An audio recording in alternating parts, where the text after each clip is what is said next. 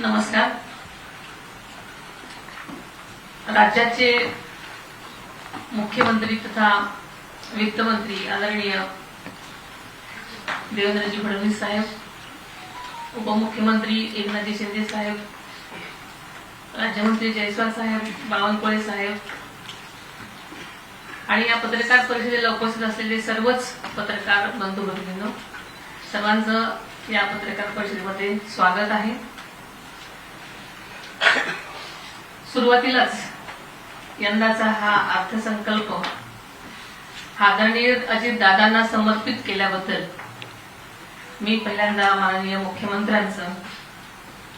मुख्यमंत्र्यांना मी खूप खूप धन्यवाद देते. तसेच आदरणीय दादांचं उचित स्मारक उभारणं, त्यांच्या नावाने गतिमान नागरी सेवा पुरस्कार सुरू करण्याची जी घोषणा आपण केलेली आहे आणि माझ्या मते तीच खरी दादांना उचित श्रद्धांजली अर्पण केलेली आहे. आदरणीय मुख्यमंत्र्यांनी हा अर्थसंकल्प सर्व घटकांचा विचार करून अतिशय समर्पक विकसनशील महाराष्ट्रासाठी सादर केलेला आपण सगळ्यांनीच ऐकला आहेच. हा अर्थसंकल्प विकसित महाराष्ट्राच्या दिशेने वाटचाल करणारा, दृष्टीपूर्ण, सर्वसमावेशक आणि विजन डॉक्युमेंटरीचा प्रभावी अंमलबजावणी करणारा हा आहे. तसेच प्रादेशिक संतुलित विकासाला चालना देणारा, तसेच प्रगतिशील, शाश्वत, सर्वसमावेशक आणि सुशासन या 4 प्रमुख आधारस्तंभावरती राज्याचा विकास साधणारा आहे. आणि म्हणूनच मी आदरणीय मुख्यमंत्र्यांचं खूप खूप अभिनंदन करते. आदरणीय दादांनी मांडलेल्या प्रगत आणि विकासाभिमुख अर्थसंकल्पांची सुसंगत अशी दिशा या अर्थसंकल्पातून दिसून येते. जवळजवळ दादा जायच्या आदल्या दिवशीपर्यंत 27 तारखेपर्यंत दादांची या अर्थसंकल्पाची तयारी सुरू होती आणि याच मुळे दादांच्या या विकासदर्शीचा विचार करून महाराष्ट्राच्या प्रगतीचा वेग कायम ठेवण्याचा प्रयत्न या अर्थसंकल्पातून करण्यात आला. त्याबद्दल मी मुख्यमंत्री साहेबांचं मी खूप खूप त्यांचे आभार मानते. कृषी क्षेत्राला बळकटी, पायाभूत सुविधा मजबूत करणं, पर्यटन, उद्योग आणि सेवा क्षेत्रांचा विस्तार करून रोजगार निर्मितीला चालना देण्याच्या दृष्टीने विशेष तरतुदी करण्यात आलेल्या आहेत, आपण सगळ्यांनी पाहिलेलं आहे. पायाभूत सुविधा निर्माण करण्यासाठी सुद्धा वाढीव 20% इतकी वाढ केल्यानं राज्यात मोठ्या प्रमाणात पायाभूत सुविधांना निर्माण होतील.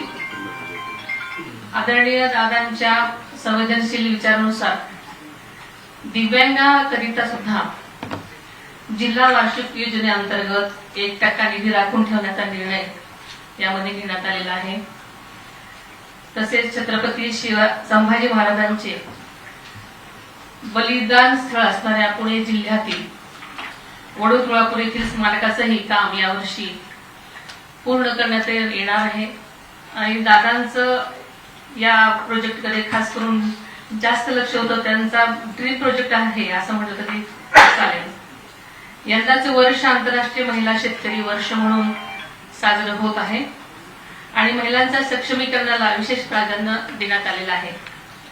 आपल्याला माहितीच आहे की लाडकी बहीण योजनेच्या भरीव तरतुदीसह राज्यात एकल महिलांच्या सुद्धा कल्याणासाठी सुयोग्य धोरण म्हणजे लखपती दीदीच्या उपक्रम माध्यमातून महिलांना स्वावलंबी आणि सक्षम बनण्याच्या दिशेने ठोस पावलं उचलण्यात येत आहेत.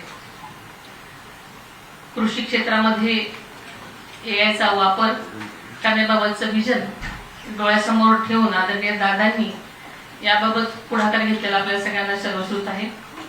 त्याला चालना देण्यासाठी या अर्थसंकल्पामध्ये भरीव तरतूद करण्यात आलेली आहे.